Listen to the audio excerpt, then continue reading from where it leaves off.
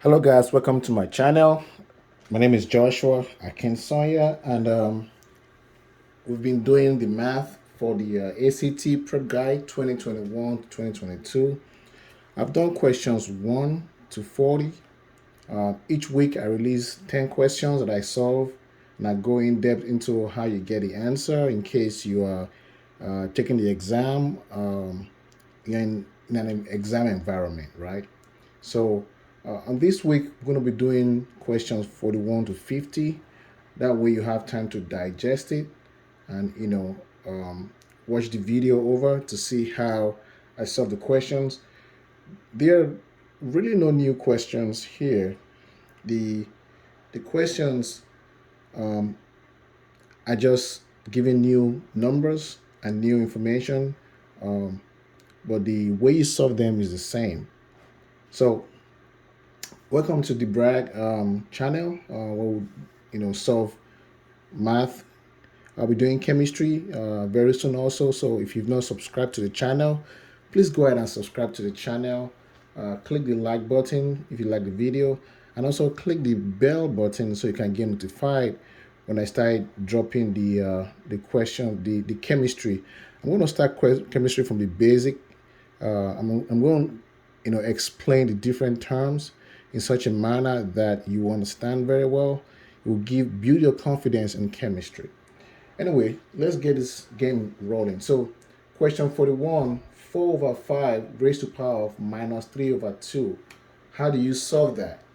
So, first and first, when you get a minus, something that is raised to the power minus, um, this is going to change. So, let's rewrite this because there's a negative here. We're going to rewrite this as 5 over 4 raised to the power of 3 over 2. When you do that, when you reverse this, your negative is going to disappear. And why is it changing? Now, let me explain to you why that changed. This is actually the same thing as 1 over 4 over 5, 3 divided by 2. That's what that means. This negative is actually 1 divided by 4 over 5. So when you reverse this back, when you do the math, it's going to become 5 over 4, 3 over 2. So that's how I got that. So, but how do you solve this? You can also rewrite this right here as 5 over 4. Spread this out, 1 over 2 times 3. Of course, it's still the same thing. I wrote 3 over 2 as half times 3, but that's what it means, right? 3 times 1 is 3 divided by 2, so it's still the same thing. Now that I've done that, 5 over 4 raised by half times 3. What is half? Half is square root. When I write this, what I'm really writing is 2 half, okay? When I write square root of x, what I'm really writing is x half, because square root is the number raised by half. That is square root. So the number raised by half. So that's why I can rewrite this. I can write this right here as square root 5 over 4, 3. Because the 3 is still there, right? So I can write it as that. So let's work out this one. Raised by 3 means you have 5 over 4 times 5 over 4 times 5 over 4. That's what it means. That's what that means, right? 3 times in 3 places, so to speak. So if you do that, that'll be 5. Square root of 4 is 2 times square root of 4 is 2 times square root of 4 is 2. So that gives you 5 times 5 square root times 5 square root over 2 times 2 times 2 is 8. Now, in an environment that you are doing your exam, you can stop here because there's only one of this right here that has 8, and that is B. So I already know that my answer is going to be 5 square root of 5. But let's finish this. Square root of 5 times square root of 5 will give you 5 times square root of 5 divided by 8. So this becomes 5 divided by 8, which is B. Another question you might ask me is, why is that square root of 5 times square root of 5 is 5? Why should it be 5? Let me explain to you. If I have x raised to the power half times x raised to the power half. What this means is x right here, multiply. The simpler way to write that mathematically is to pick one, because they are the same thing. Pick one, x, and then add this plus this. So you're going to have 1 over 2 plus 1 over 2. Half plus half is 1. So this becomes x1. And x raised to the power 1 is x. So the same thing here when I have square root of 5 times square root of 5. What I really have is 5 raised to the power half times 5 raised to the power half. So I'm going to take 1, it's like I did, I'm going to take 5, and I'm going to add up the power. And that will give me 5, 1, and that is 5. So that is how we arrive at this value right here. You take all this off. So your answer is B, 5 square root of 5, 8. I hope you understand that. Let's go to question 42. Question 42 says, what is the value of the positive real number x such that log x in bracket 125 is equal to minus 2? So let's quickly simplify that. Log x, because you don't know what this x is, you can't say it's 10, but let's just say it's log x. So to solve this, log x 125 is equal to minus 2. What you're going to do is take this base and make it the number that's carrying this minus 2. So you're going to have, when you do that, this log is going to disappear. So you're going to have 1 over 25 is equal to x raised to the power minus 2. That's what you're going to have. That's the rule of log. So, for example, if I have log 5, 3 is equal to 2, if I have that, then 3 is going to be equal to 5 raised to the power 2, so like that. If I have, so this is x, for example, so 5x, 3 is going to be equal to 5x. That's what that means. So that's how you solve that. So in this case, for my previous question I will answer, when you have 1 over 25, you can also write it as 25 minus 1. You can also rewrite that, because in the previous question we solved, I explained that when you have a negative superpower, you can actually make it 1 over any number you have. So I'm just writing these as this, and that's equal to x minus 2, right? So if you have that, you can also write 25. 25 in power form is 5 raised to the power 2 minus 1 is equal to x raised to the power 2. So if you write this, you have 5 minus 2 is equal to x minus 2, right? So since the power is the same here, you're just going to pick one. Remember what we said last time. When the power is the same, when the power is the same, and you have something like this, that means that x is equal to 5, right? So in this case, x is equal to 5. So that is the only answer that satisfies that. When you have the same power, then this base will be equal to themselves. Okay. So your answer here is F. That's your answer. Let's go to question 43. Question 43. 43 says the point -4, -5, 0, -6, and 6, 0 lie on a line in the standard x and y coordinate plane. Which of the following points also lies on that line? So you're given this 3 right here.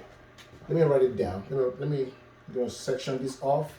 So we have -4, -5. We have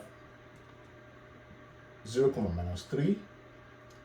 And we have 6, 0. So you get these 3 points. Let's find the slope.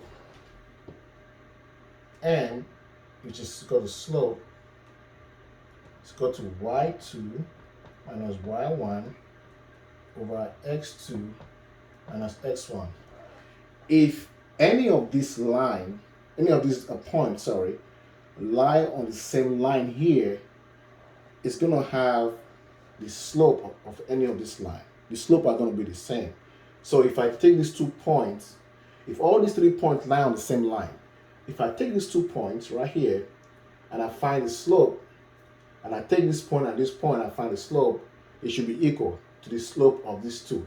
And if I take the slope of this point and this point, it will also be equal to the slope of this point and this point and this point and this point. Which means any of this line, when I take the slope, it must be equal to the slope we're about to find out right now.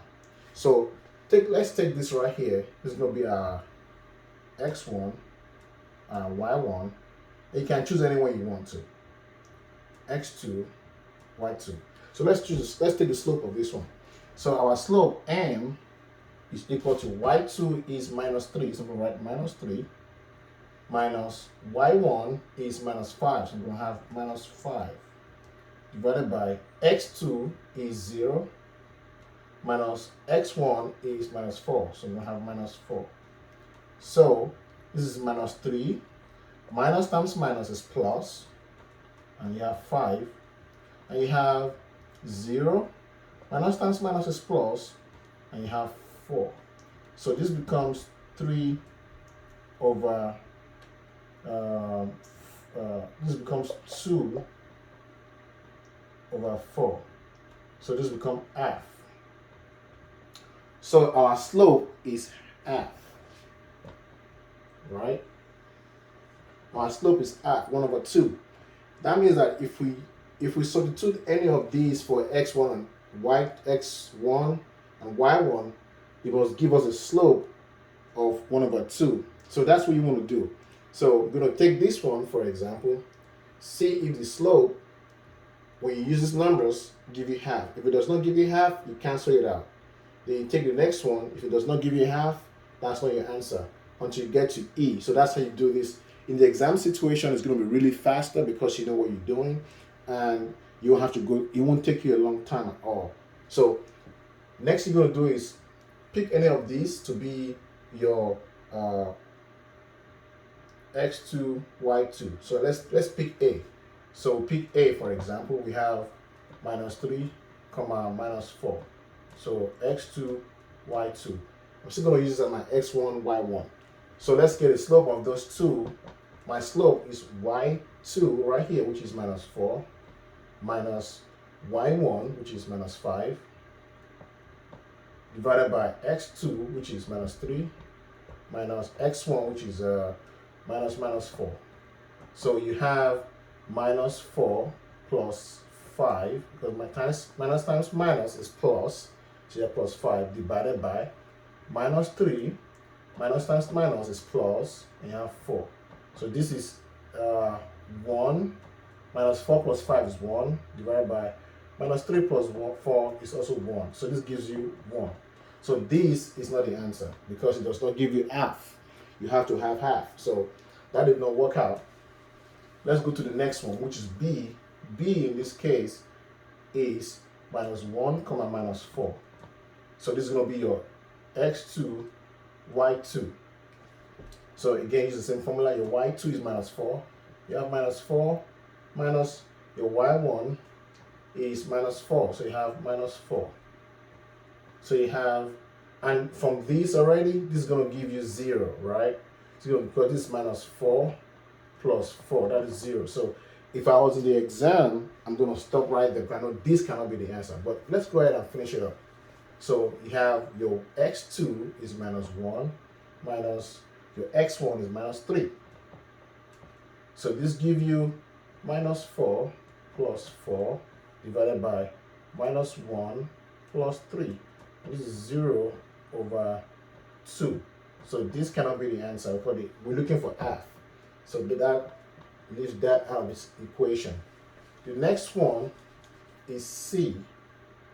And c is 1 comma minus 2. So again, it's going to be my x2 and y2.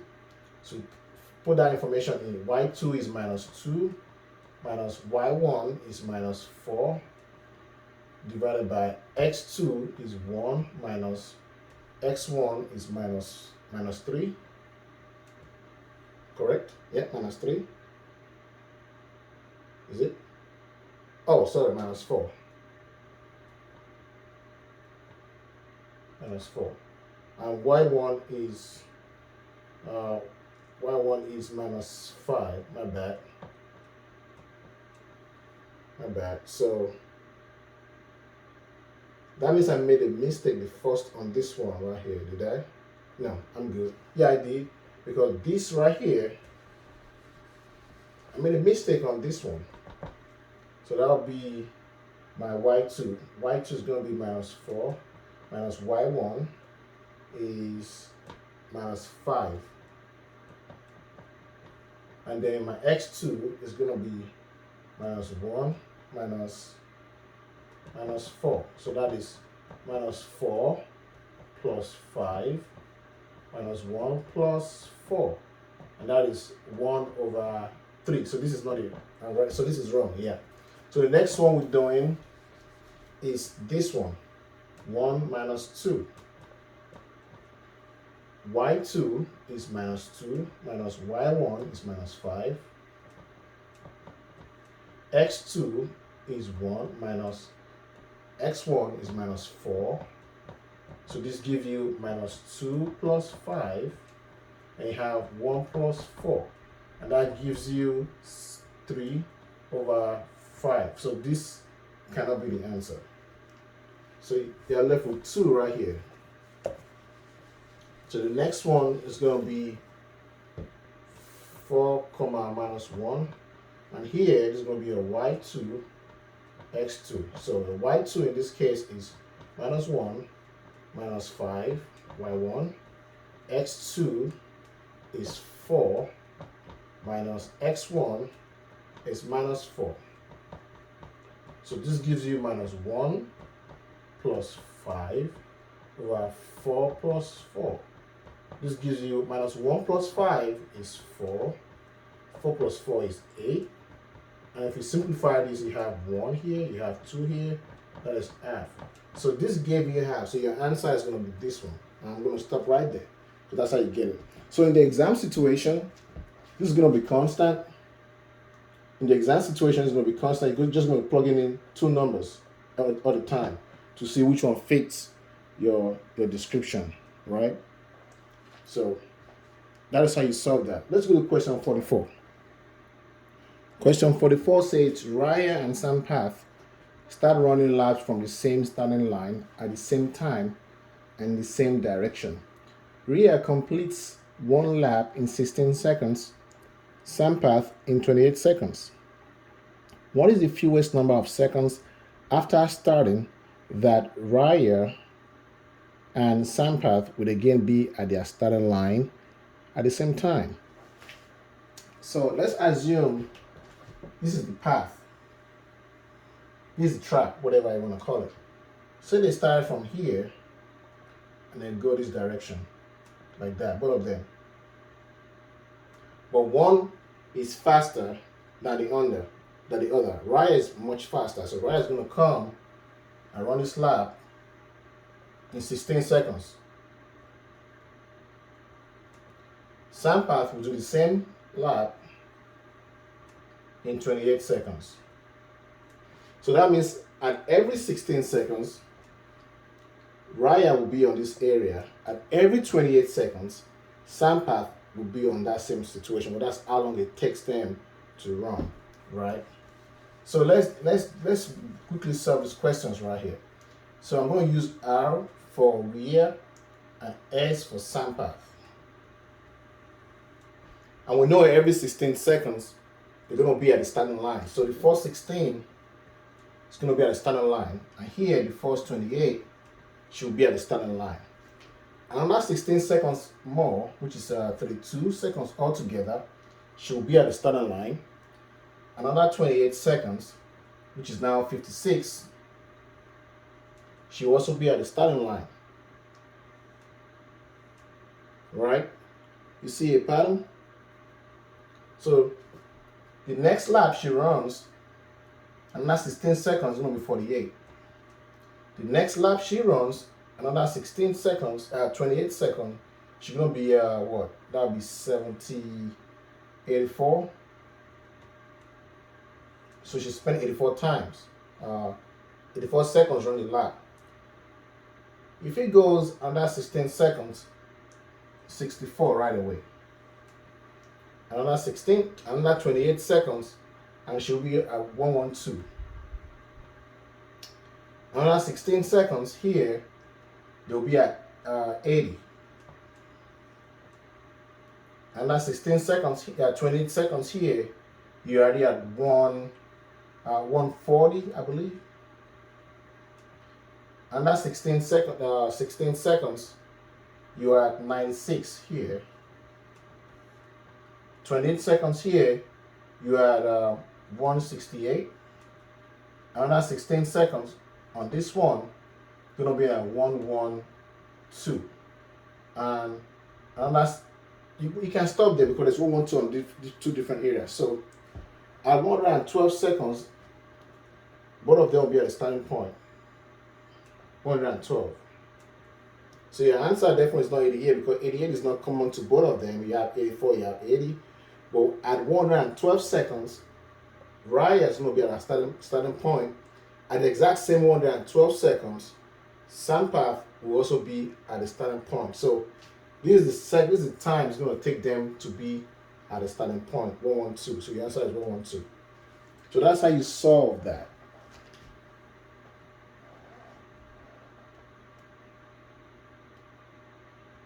Let's go to the next question.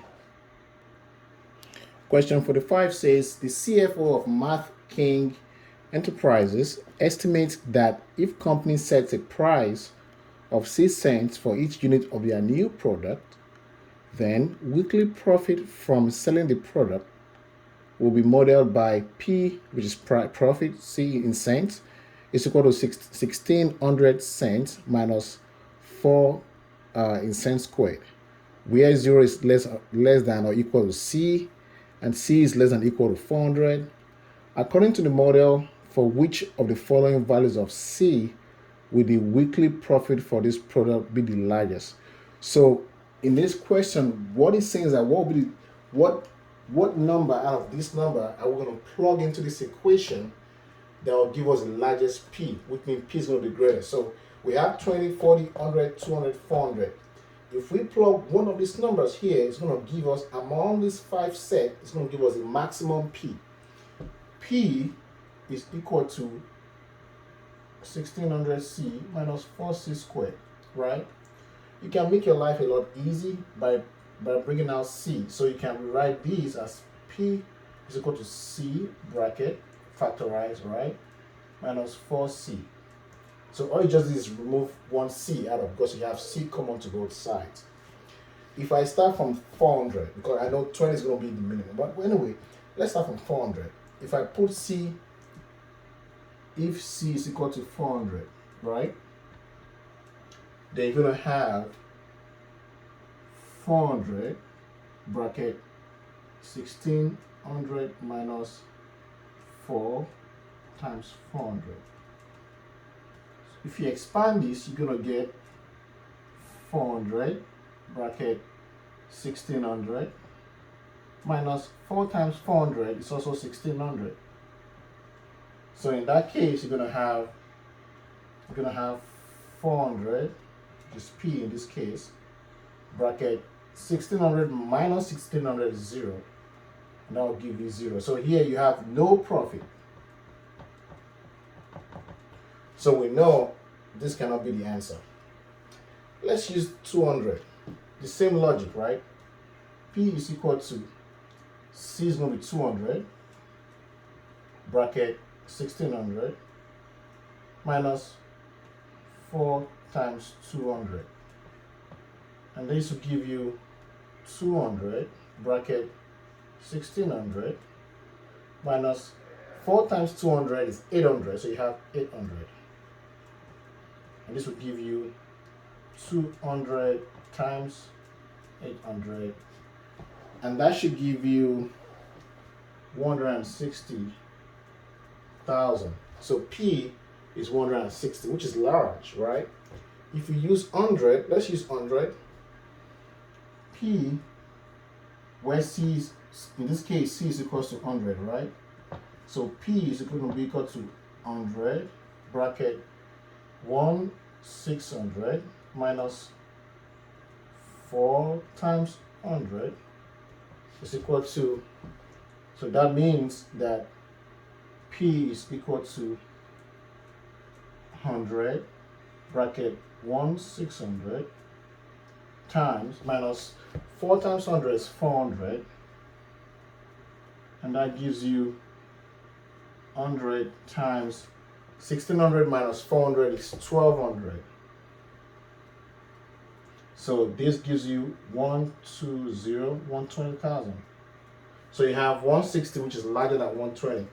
That means that as I go up lower the number, this number is going to definitely reduce. So the highest number of P I can get is when C is 200. So this is my answer. Because if I try for 400, I'm going to get a lower value than 120. If I try for 20, I'm going to get an even lower number, because 4 times 20 is, you can actually ignore these. 4 times 20 is 80. 1600 minus 80 is 1420, right? Times 20. So you very, very low compared to the others. So that's how you solve that. Just plug in your number and see which one gives you the highest value of P. Let's go to question 46. Question 46 says, given consecutive positive integers A, B, C, and D, such that A is less than B, and B is less than C, and C is less than D, which of the following expressions has the greatest value? To solve this, let A equal to 1, B equal to 2, C equal to 3, and D equal to 4. That way we can satisfy this rule that is a positive integer, they are all positive numbers, and A, B, and C, such that A is less than B. I know 1 is less than 2, 2 is less than 3, 3 is less than 4. So let's do that. And D is equal to 4. So that means your A is 1, B is 2, C is 3, and D is 4. So all you gotta do is write all this out, but plug in the numbers here. That will give you what. So A and B, A over B is equal to, what is A? 1, B is 2, is half. B over C is equal to what's B? 2, what is C? 3. This is 0.5 in case we're writing decimal place. And what would this going to be? This is equal to 0.67. Next one is CD. C over D. C is 3 and D is 4. And this is 0.75. And then you have this A plus B over B plus C. What is A? A is 1. B is 2. B is 2. And C is 3. So that is 3 divided by 5, correct? Yeah. And that will give you 0.6. The last one is B plus C over C plus D. B is 2 plus C is 3 over 3 plus 4. And this gives you 5 over 3 plus 4 is 7. So that's 5 over 7.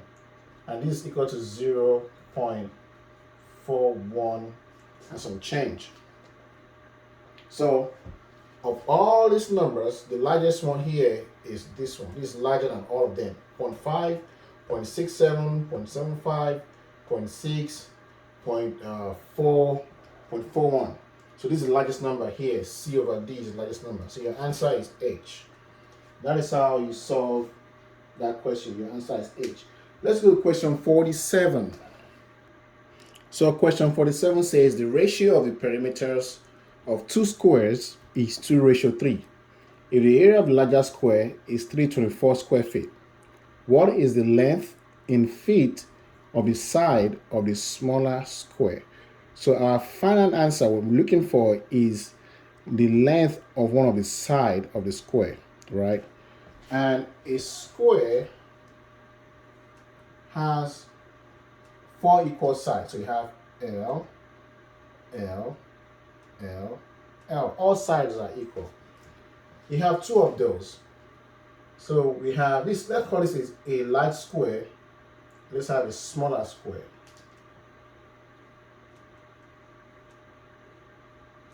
Let me call it M, M, M, M. So this is square A, and this is square B. So we know that the ratio of A to B is 2:3. That's what it gave us, 2:3. So B is bigger, and B is 3, and A is 2. So if you look at the perimeter, it's 3 times and that. So how do you solve this question? Well, they've given us another information that if the area of the larger square, which is this one right here, is 324. So larger square, how do you find area of a square? Length times length is equal to L squared, which is the area.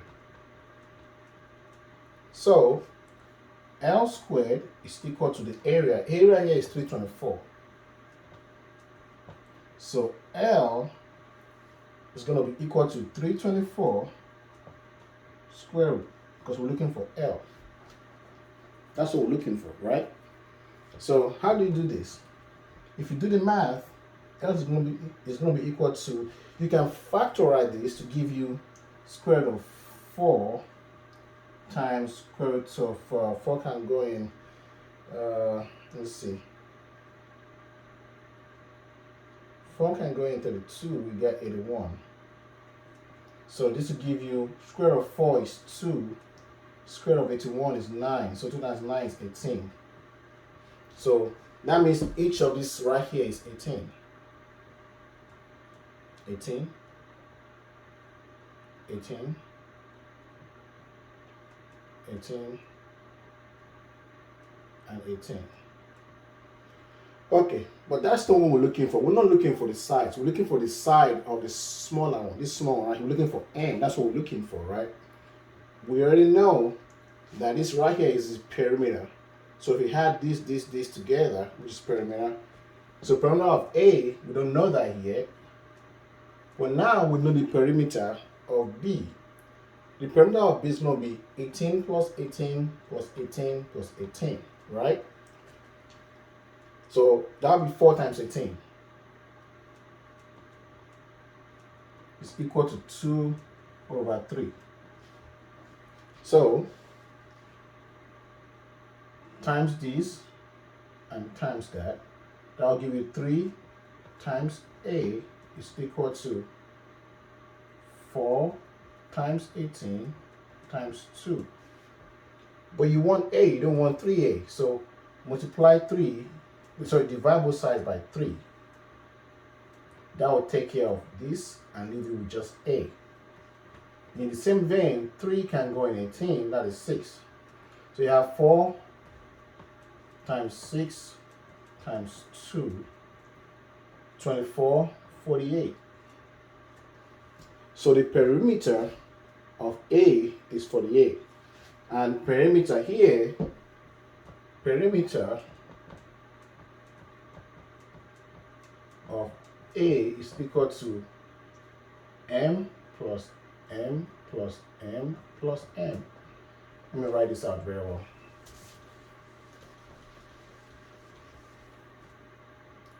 Perimeter of A is equal to M plus M plus M plus M. And this is equal to 48. So 4M is equal, because M plus M plus M plus M is 4M, is equal to 48. So divide both sides by 4. And then M is equal to 12. So M is equal to 12. That means each side here is 12. It's 12. See? Each side is 12. So your answer is A right here. But we're looking for the side of the smaller square. If you want to fact check if what you did is right, the perimeter of this is 48, which is the smaller one. And the perimeter of the bigger one is, what did we say it was? 18 times 18 times 18. So 18 plus 18, that is 36. 36 plus 36, that is 72. So 72. If you do the math, you should arrive at 2 over 3. If you do the math, right. So 4 in 48 is what? 12. 4, can 4 go in this one? You got 4, yeah, 4 in 7 is 1. And then 4 in 32 is 8. You have 9, or no, 6. 6 can go here, 2. 6 here is 3, so you have 2 by 3, and that's what we have. So that means that our calculation is correct. Anyway, that is how you solve that question right there. Let's go to question 48. Question 48 says, what is the set of all integer solutions for the inequality -1 is less than x minus 5 minus square root of 5 less than 4? So let's write this out. And this is how you solve this in the exam situation. Very easy. -1 less than x minus square root of 5 less than 4. Isolate x. Make x freestanding. To do that, you're going to have to add plus square root of 5 to both sides. So you will have -1 plus square root of 5 less than x minus square root of 5 plus square root of 5 less than 4 plus square root of 5. The goal is to isolate x. So you're going to have -1 plus square root of 5 less than x. -5 plus square root of 5 is 0, so you're going to have 0 less than 4 plus square root of 5. So this is -1. Write this so it's clearer. Plus square root of 5 less than x square root of 4 plus square root of 5. So now you only have x. That's what you want to achieve. Once you achieve this, it's very easy to find the answer here. So -1 plus, what is square root of 5? Roughly 2.2, so you can write that in there. You can memorize this kind of numbers. You can memorize the square root of 1, sorry, square root of 3, 4, 5, 6, 7, 8, 9. You can memorize those squares. They come very, very handy. You have x here, square root of 4 plus, this is 2.2. So you have -1 plus 2.2 should give you 1.2. So you have 1.2 is less than x, less than 4 plus 2.2 is 6.2. So you have this number.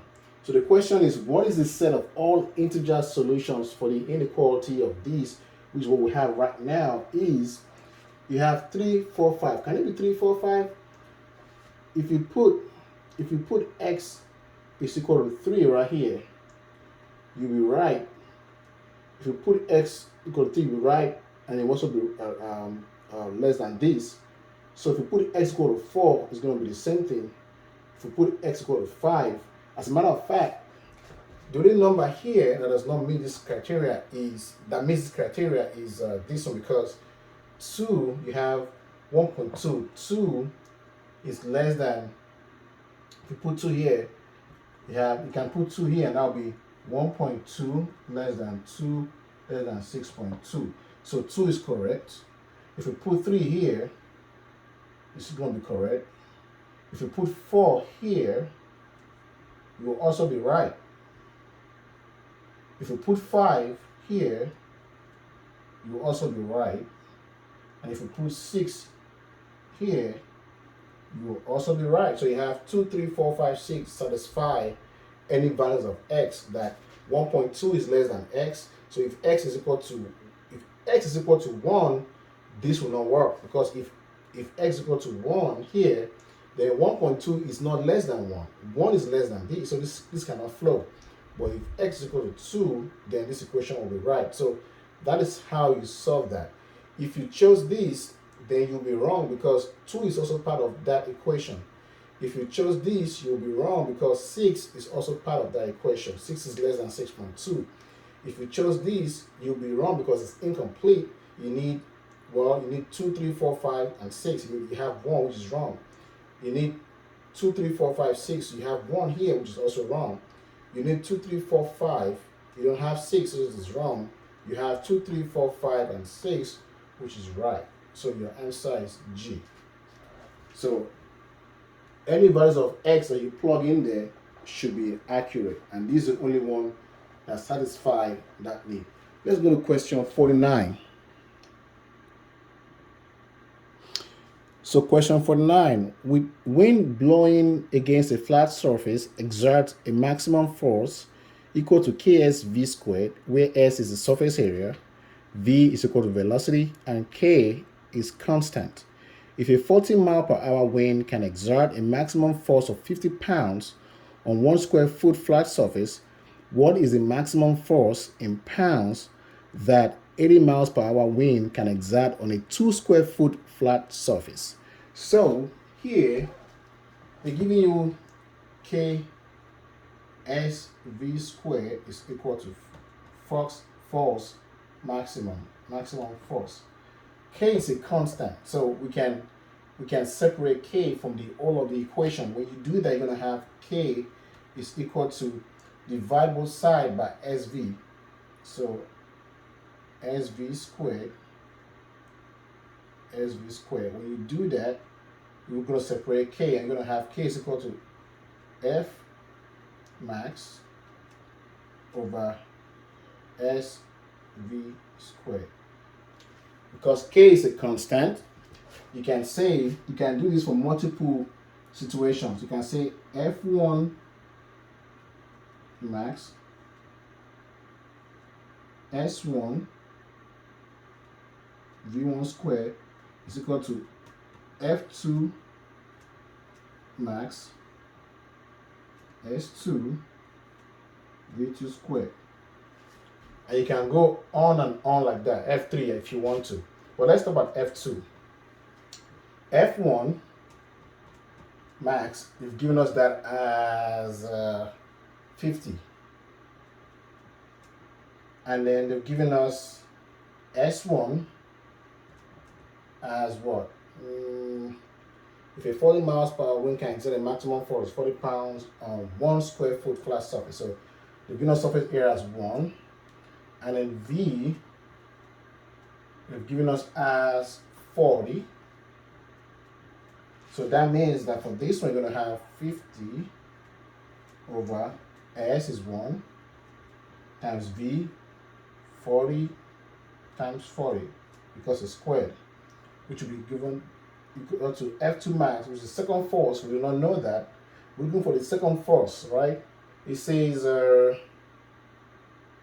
what is the maximum force? We're looking for force 2. So force 2 is equal to, do we have, let me write it right here. let me write down the parameters we have for F2. F2 we don't know. S2 we know surface area, 2 square foot, so we know it's 2. And V2 is 80, so we know that as 80. So that will be F2, S is 2, we have 80 times 80. So right off the bat, 40 in 40, you have 2. 40 in 40, you have 2. So you have 50 over 1 is equal to F2 divided by 2 times 2 times 2. So you have 50 over 1 is equal to F2. 2 times 2 is 4. 4 times 2 is 8. So you have 8. So we cross multiply. This implies that F2 is equal to 50 times 8. So F2 is equal to 0, 40, 400. So our answer is 400, which is D. So the second force, the maximum force, if you have 80 miles per hour wind on this 12 square foot flat surface, you're going to have a maximum force of 400. And that is your answer. Let's go to question 50. Question 50 says, Roger will pour concrete to make a sidewalk with dimensions in feet shown in the figure below. He will pour the concrete to a depth of 4 inches. One bag of concrete mix makes 0.6 feet cubed of concrete. What is the least whole number of bags of concrete mix that Roger needs in order to make the sidewalk? So here, to answer this question, you need the volume of this sidewalk. You need the volume. Once you know the volume of this sidewalk, then you can find how many bags you need, because I already told you that one bag will make this much volume. So let's find the volume of this image right here. Let's find the volume.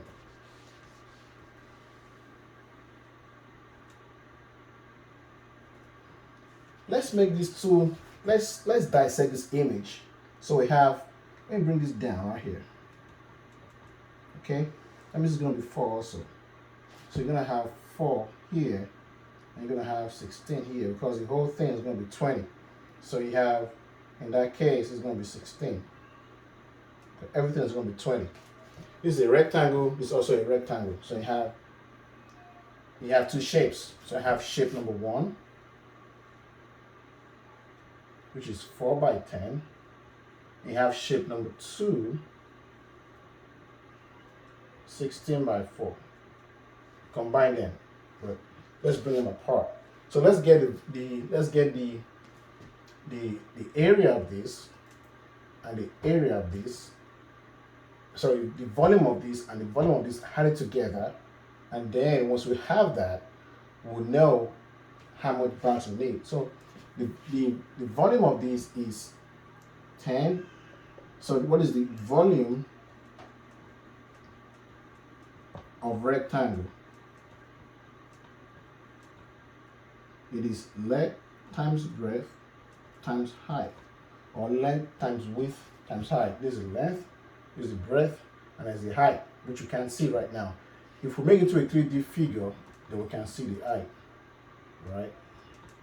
But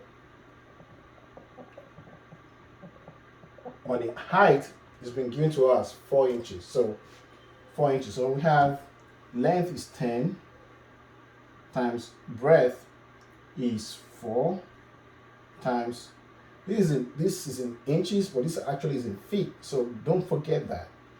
As a matter of fact, you can write it out very well so you can see. 10 feet times 4 feet times, convert 4 inches to feet. So that will be 4 inches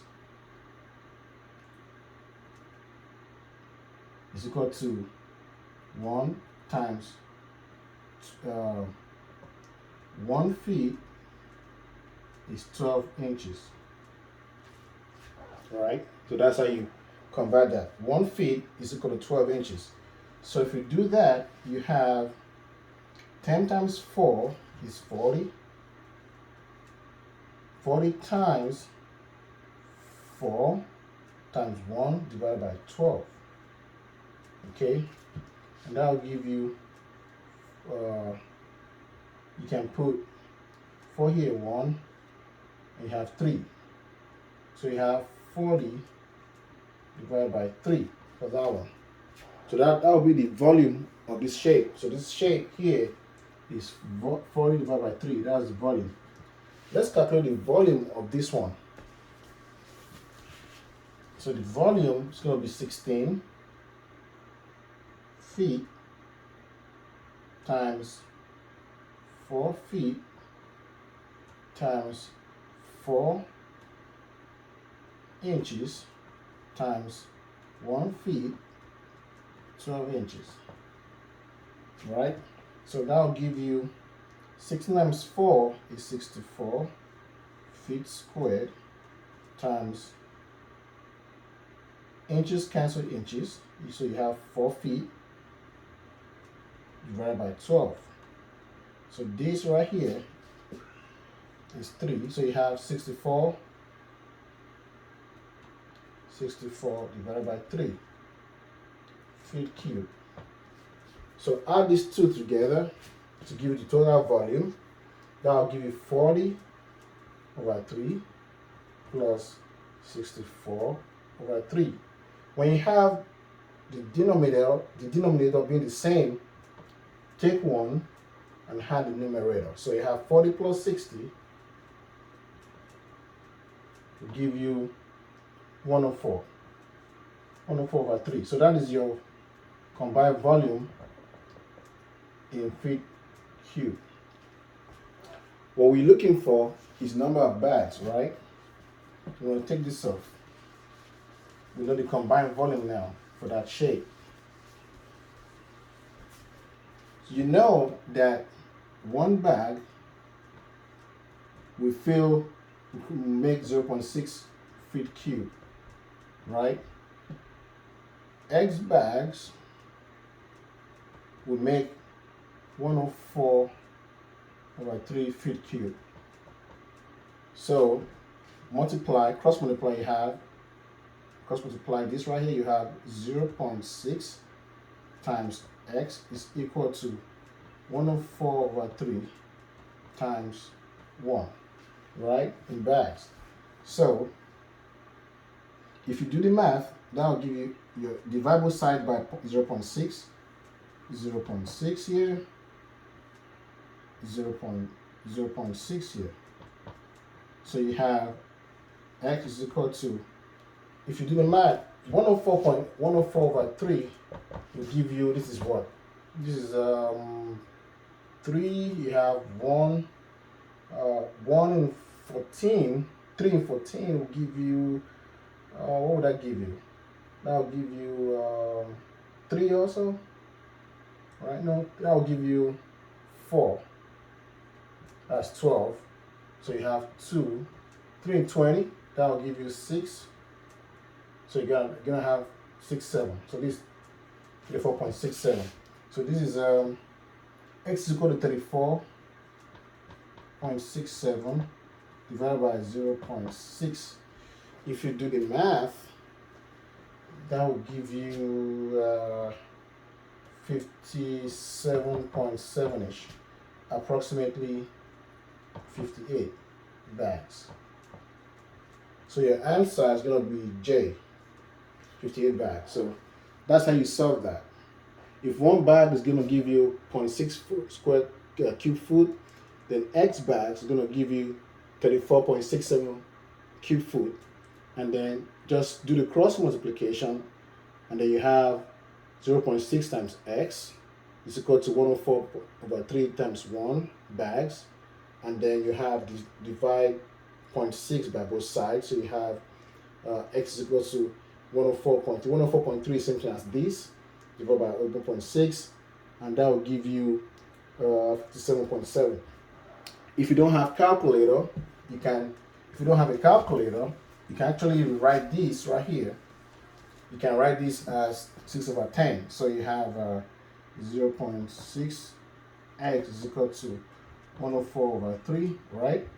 This right here is actually the same thing as 6 over 10. X is equal to 104 over 3. So that x is equal to, move this to that side, you have 104 times 10, okay, divided by 3 times 6. So you have 1040. Well, you can simplify by saying 2 can go here. You have 3, 2 here is 5.